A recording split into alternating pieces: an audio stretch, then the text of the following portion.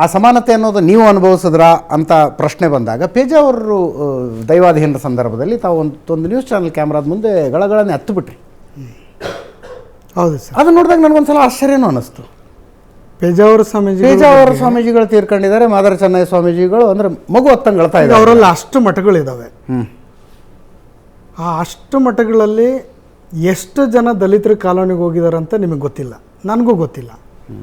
ಕನಿಷ್ಠ ಅವರಲ್ಲಿ ಒಬ್ಬರು ಇಲ್ಲಿ ನಾನು ಮುಕ್ತವಾಗಿ ನಿಮ್ಮ ಬಳಿ ಬಂದು ಕೆಲಸ ಮಾಡಬೇಕಾದ್ರೆ ನನ್ನ ಪೀಠನೂ ಉಳಿಸ್ಕೊಳ್ಳೋಂಥ ಜವಾಬ್ದಾರಿ ಇರುತ್ತೆ.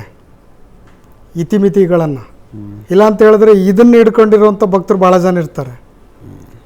ನೀವು ಪೀಠದ ಕೆಲಸ ಬಿಟ್ಟು ಬರೀ ಅವ್ರ ಕೆಲಸ ಮಾಡೋಕ್ಕೆ ಹೋಗ್ತೀರ ಅಂತ ಹೇಳಿದ್ರೆ ಅವ್ನು ಕೆಲಸ ಮಾಡಿ ಇದನ್ನು ಬಿಟ್ಟು ಆ ಕಡೆ ಹೋಗಿ ಅಂತಾರೆ. ಈಗ ನನಗಂತಾರಲ್ಲ ಆ ಥರ ಯಾರೋ 4 ಜನ ಅಂತಾರೆ, ಅದ್ರ ಬಗ್ಗೆ ಬೇಡ. ಪೇಜಾವರ ಸ್ವಾಮೀಜಿಗಳು ಅವ್ರ ಇತಿಮಿತಿಗಳನ್ನು ಉಳಿಸ್ಕೊಂಡು ಕೂಡ 70ರ ದಶಕದಲ್ಲೇ ಕೃಷ್ಣಯ್ಯ ಅಂಥೇಳಿ ಒಬ್ಬ DC ಇದ್ದರು ಅವತ್ತಿನ ಕಾಲದಲ್ಲಿ. ಅವ್ರು ನಾನು ನೋಡಿಲ್ಲ.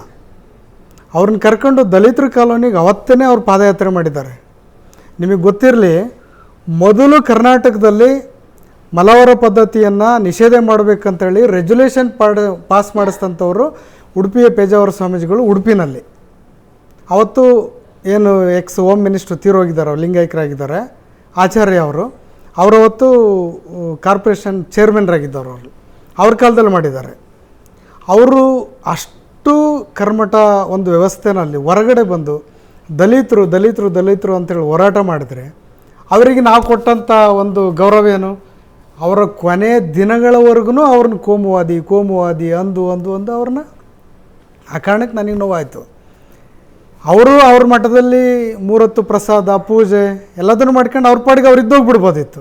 ಅವಾಗ ನೀವು ಯಾರೂ ಮಾತಾಡ್ತಿರ್ಲಿಲ್ಲ. ಅಂದರೆ ನೀವಲ್ಲ, ಅವ್ರು ಕನಿಷ್ಠ ಏನೋ ಒಂದು ಮಾಡಬೇಕು, ನಮ್ಮ ಧರ್ಮದಲ್ಲಿ ಇವರು ಕೂಡ ಇದ್ದಾರೆ ಅನ್ನುವಂಥ ನಿಟ್ಟಿನಲ್ಲಿ ಅವ್ರು ಚಿಂತನೆ ಮಾಡಿ ಹಿಂದೂ ಧರ್ಮದಲ್ಲಿರುವಂಥ ಅಸ್ಪೃಶ್ಯರು, ಈ ದಲಿತರು ಎಲ್ಲರೂ ನಮ್ಮವರೇ ಅನ್ನುವಂಥ ಒಂದು ಮಾತನ್ನು ಆರಂಭದಲ್ಲಿ ಮಾತಾಡಿದ್ರಲ್ಲ, ಆ ಮಾತಿಗೋಸ್ಕರ ಅವ್ರಿಗೆ ನಾವು ಸಪೋರ್ಟ್ ಮಾಡಬೇಕಾಗಿತ್ತು. ಆದರೆ ದುರಂತ ಆಗಲಿಲ್ಲ. ಆ ಕಾರಣಕ್ಕೋಸ್ಕರ ನನಗೆ ಇವತ್ತಿಗೂ ನೋವಿದೆ. ಕೆಲವರು ಆ ಮಠದ ಮೇಲೆ ಮುತ್ತಿಗೆ ಹಾಕೋಂಥ ಪ್ರಯತ್ನ ಮಾಡಿದರು. ಆ ಸಂದರ್ಭದಲ್ಲಿ ನಾನು ಸ್ವಾಮೀಜಿ ಪರವಾಗಿ ನಿಂತ್ಕೊಂಡೆ.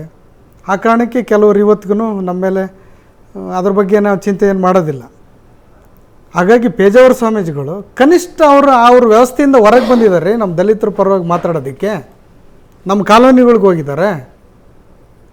ಇನ್ನುಳಿದವ್ರು ಯಾರು ನಮ್ಮ ಕಾಲೋನಿ ಹೆಸರು ಎತ್ತೋದಿಲ್ಲ, ಕಾಲೋನಿ ಹತ್ರನೂ ಬರೋಲ್ಲ, ಕಾಲೋನಿ ಜನನೂ ಹತ್ರ ಬಿಟ್ಕೊಳ್ಳೋದಿಲ್ಲ.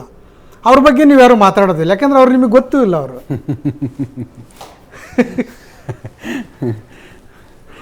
ಯಾರೋ ಒಬ್ರು ಏನೋ ಒಂದು ಬೇರೆ ಮಾಡಬೇಕು ಅಂತ ಬಂದಾಗ ಅವ್ರನ್ನ ಸ್ವಲ್ಪ ನಾವು ಸಾಕಾರ ಮಾಡುವಂಥದ್ದು ಬೆಳೆಸ್ಕೋಬೇಕನ್ನುವಂಥದ್ದು.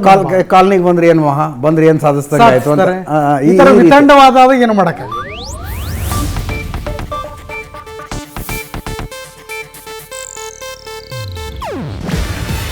ಇದು ಏಷ್ಯಾನೆಟ್ ನ್ಯೂಸ್ ನೆಟ್ವರ್ಕ್ ಪ್ರಸ್ತುತಿ. ನೀವು ನೋಡ್ತಿದ್ದೀರಾ ಏಷ್ಯಾನೆಟ್ ಸುವರ್ಣ ನ್ಯೂಸ್.